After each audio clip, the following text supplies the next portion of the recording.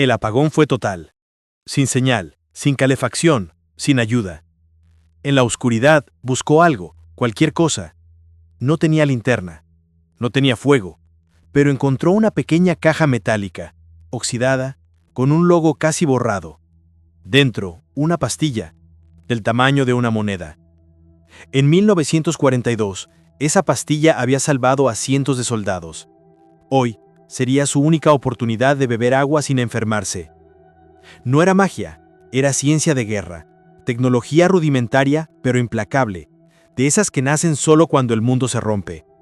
Y no era el único objeto así. En la Segunda Guerra Mundial, la supervivencia no dependía de grandes máquinas, sino de pequeños aliados. Herramientas tan discretas como poderosas, que cabían en un bolsillo, que cambiaban todo. Objetos olvidados, hasta hoy, eran invisibles, pero decidían la vida. Europa estaba rota. Las ciudades eran esqueletos de concreto y el invierno caía sin piedad. En los campos, en los búnkeres, en las casas abandonadas, lo esencial era sobrevivir un día más, pero sobrevivir requería más que fuerza, requería ingenio. En medio del caos, los ejércitos, y también los civiles, empezaron a usar objetos que no estaban en ningún libro de estrategias, pero que marcaron la diferencia entre vivir o no. Cada ejército tenía su propio kit de campo. No era solo armamento, era una colección de herramientas prácticas, algunas diseñadas por científicos, otras nacidas del puro azar, muchas compartidas de boca en boca, mejoradas en trincheras, modificadas en sótanos. Estos objetos no eran lujosos, ni siquiera parecían importantes, pero en la práctica eran la línea que separaba la desesperación de la solución. Y aunque muchos de ellos fueron olvidados al terminar la guerra, su valor nunca desapareció del todo. Hoy, en un mundo vulnerable a apagones, emergencias y desastres naturales, volver a mirar hacia esos pequeños inventos podría ser más que historia, podría ser prevención y una forma real de prepararse. Tabletas potabilizadoras portátiles. No tenían sabor, no tenían color, pero tenían poder. En una pastilla pequeña como un botón, cabía la posibilidad de vivir 3 días más. Para los soldados de la Segunda Guerra Mundial, las tabletas potabilizadoras eran tan valiosas como el pan o la munición. Imagina estar en mitad de una retirada, cansado, con la garganta seca. El agua del arroyo frente a ti parece cristalina, pero todos saben que está contaminada. Beber sin purificarla es jugar a la ruleta rusa. En esa situación, sacar una tableta, disolverla y esperar los minutos necesarios era un acto de fe y de supervivencia. Esas tabletas nacieron por necesidad. Las tropas no podían cargar litros de agua potable en cada movimiento. El yodo y el cloro, comprimidos en pequeñas dosis, se convirtieron en aliados silenciosos. Eran fáciles de transportar, no requerían fuego, y funcionaban incluso con agua turbia. Fueron parte del equipo estándar de campaña en frentes como el Pacífico, donde las enfermedades transmitidas por el agua mataban más rápido que las balas. Hubo un caso documentado en 1943 en Birmania. Una unidad británica quedó atrapada en la selva durante 5 días. Sin acceso a suministros, usaron sus últimas tabletas para purificar charcos llenos de larvas. Todos sobrevivieron, salvo uno. Había perdido su ración de tabletas y bebió directo del río. Murió en 48 horas por disentería. Incluso en contextos urbanos, durante catástrofes naturales como huracanes o terremotos, estas tabletas han demostrado ser esenciales. En Puerto Rico, tras el huracán María, miles de personas sobrevivieron gracias a kits de emergencia que las incluían. También se distribuyen en zonas de conflicto por organismos humanitarios. Su portabilidad y efectividad las hacen una solución universal. Son discretas, casi invisibles, pero implacables. Y lo más increíble, cuestan menos que una taza de café. Parece una tontería, una pastilla sin marca en un frasco olvidado. Pero si te quedaras sin electricidad, sin gas, sin ayuda, esta sería la primera que buscarías. Porque en los momentos críticos, no hay lujo más grande que poder confiar en un sorbo de agua. 2. Reloj brújula mecánico de campo. Era pesado, de acero, sin pantalla, sin batería. Pero en 1944, ese reloj era más confiable que cualquier mapa. Tenía 2 secretos. No solo marcaba el tiempo, también señalaba el norte. Era una brújula camuflada. Los soldados aliados sabían que, si el plan fallaba, si el equipo se dispersaba, si quedaban solos en territorio enemigo, aquel reloj podía guiarlos a casa. Y no era ficción, era mecánica pura. Una aguja magnetizada, calibrada en el marco de la pulsera, alineada con la Tierra. Invisible al ojo enemigo, vital para el que lo portaba. Un piloto estadounidense, derribado sobre Francia ocupada, logró cruzar más de 120 kilómetros a pie gracias a ese reloj. Lo usaba cada noche, orientando su marcha con la escasa luz de las estrellas. Cuando fue rescatado, su brújula aún marcaba el norte con precisión. Este reloj brújula fue inspiración directa de los diseños actuales de relojes tácticos. Su fortaleza era la simplicidad. No necesitaba carga, no dependía de satélites. Funcionaba en barro, nieve, desiertos, y al no parecer un instrumento militar, pasaba desapercibido ante el enemigo. Hoy, pocos lo recuerdan, pero su legado está en cada reloj de supervivencia moderna. Algunos modelos incluso replican el diseño original de 1943. Su presencia en kits de espionaje, en comandos paracaidistas, en exploradores árticos, no era caprichosa. Era una herramienta de navegación en el sentido más básico y poderoso. Y más allá del objeto, la idea es lo que sobrevive. Confiar en mecanismos que no fallan cuando todo lo demás colapsa. Sin necesidad de conexión, sin necesidad de señal, sin necesidad de suerte. Si mañana perdieras tu GPS, si tu teléfono se apagara, si estuvieras lejos de todo, ¿sabrías a dónde ir? Aquel reloj sí lo sabría. Un reloj que no era solo reloj, era guía, era dirección, era, en muchos casos, esperanza envuelta en engranajes. En museos militares aún se conservan ejemplares que funcionan. Algunos sobrevivientes los guardan como amuletos. Y en tiendas especializadas de supervivencia, los modelos basados en este principio se venden para mochilas de emergencia. Porque cuando todo depende de una decisión rápida, saber hacia dónde ir puede marcar la diferencia entre ser encontrado o no. No era solo un lujo para oficiales, era parte del equipo básico de exploradores, radios, enfermeros. Si alguien debía moverse en silencio y encontrar una salida, ese reloj era su única certeza.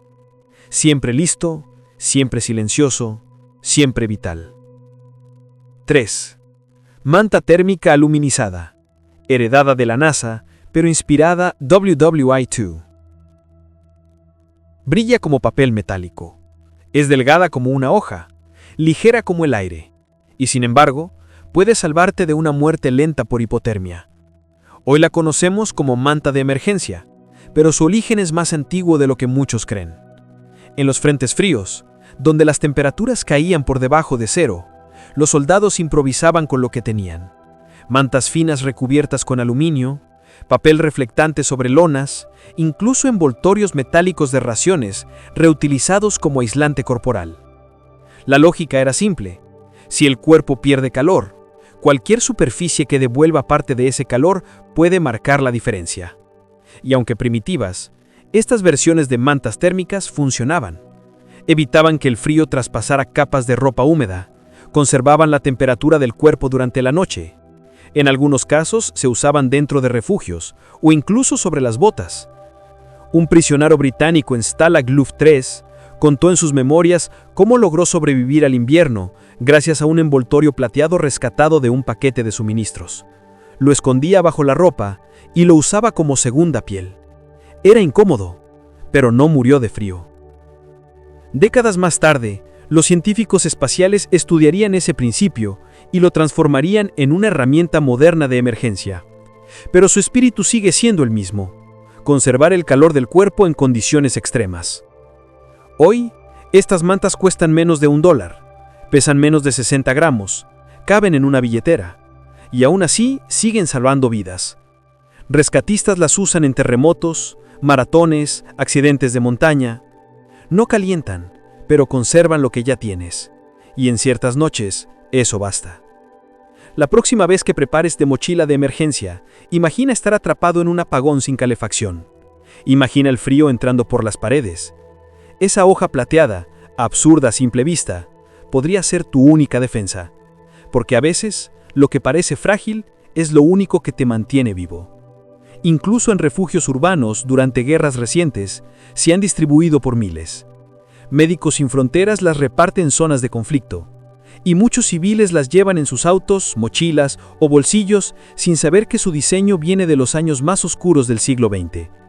Son invisibles hasta que las necesitas, y cuando las necesitas, ya es tarde para no tener una.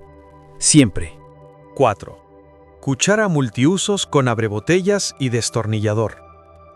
No brillaba, no tenía filo, y sin embargo era uno de los objetos más codiciados en el frente.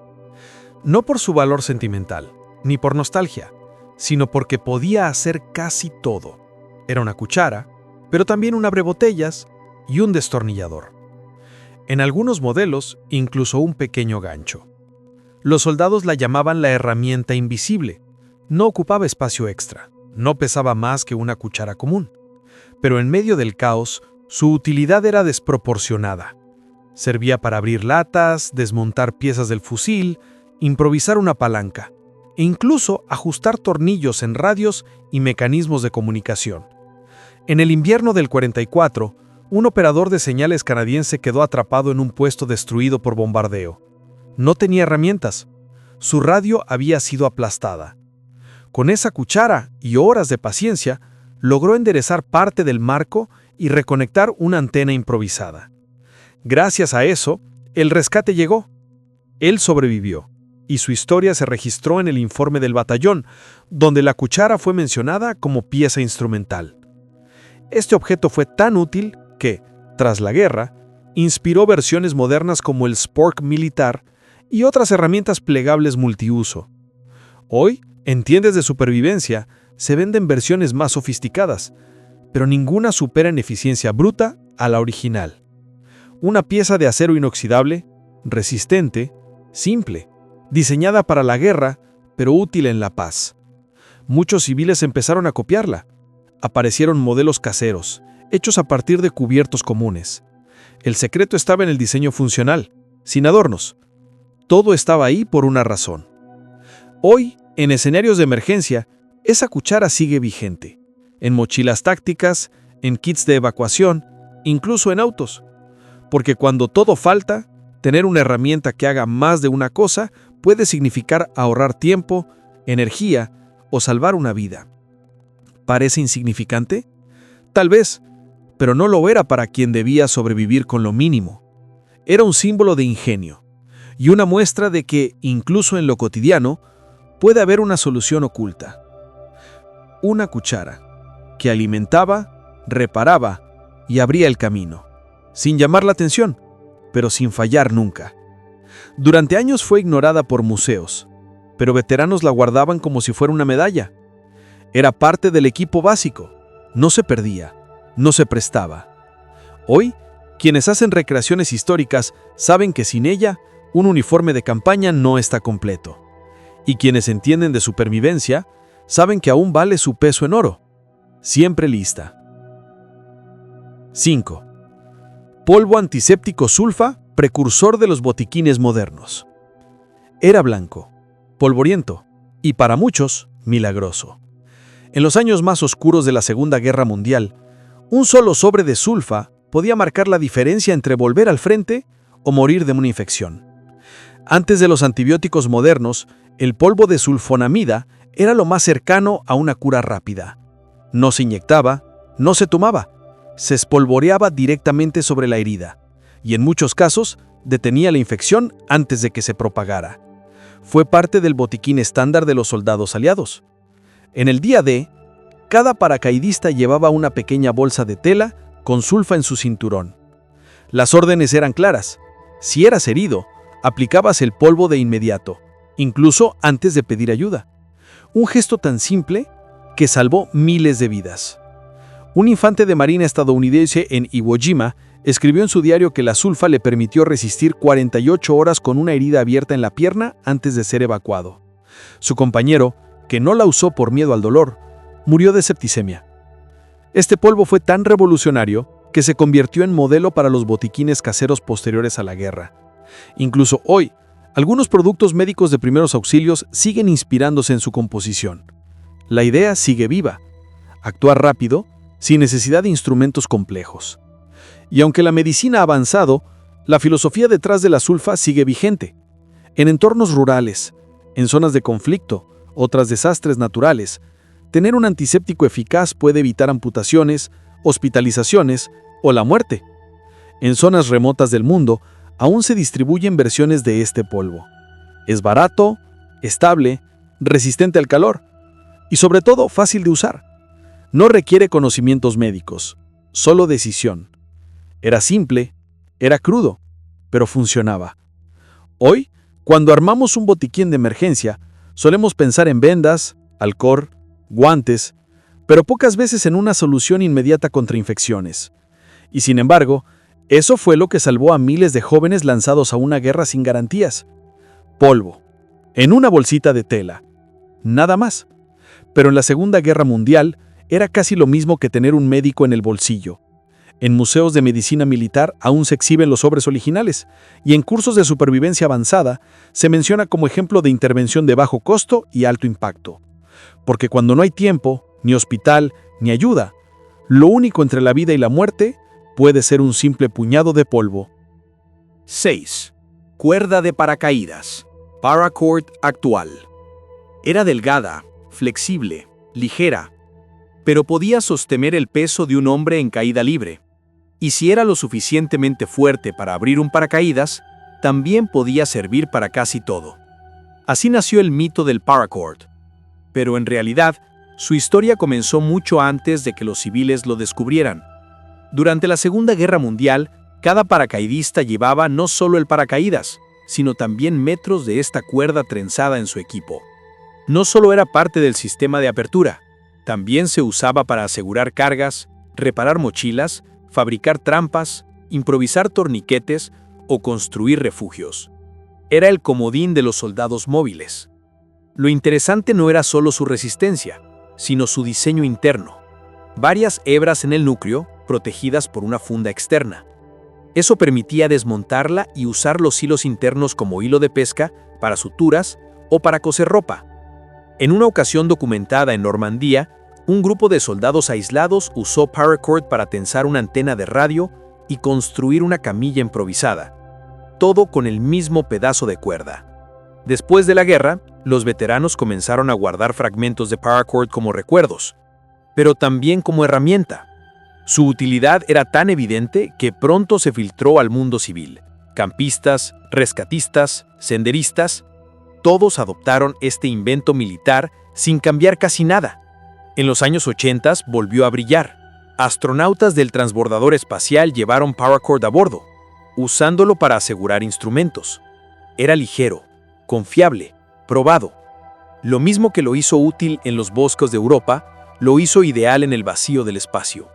Hoy se encuentra en pulseras de supervivencia, llaveros, kits de emergencia. Un solo brazalete puede contener más de 2 metros de cuerda, y cuando se deshace, sirve para levantar, sujetar, amarrar, unir, colgar o hasta encender fuego si se combina con la técnica adecuada. Lo que nació como hilo de guerra, hoy es símbolo de preparación. En muchas emergencias modernas, desde terremotos hasta inundaciones, el paracord ha permitido rescates improvisados, puentes de cuerda, cuerdas de descenso, y todo comenzó con una simple pregunta: ¿cómo sostener a un hombre que cae del cielo? La respuesta fue: una cuerda, trenzada con precisión, diseñada no para la comodidad, sino para no fallar.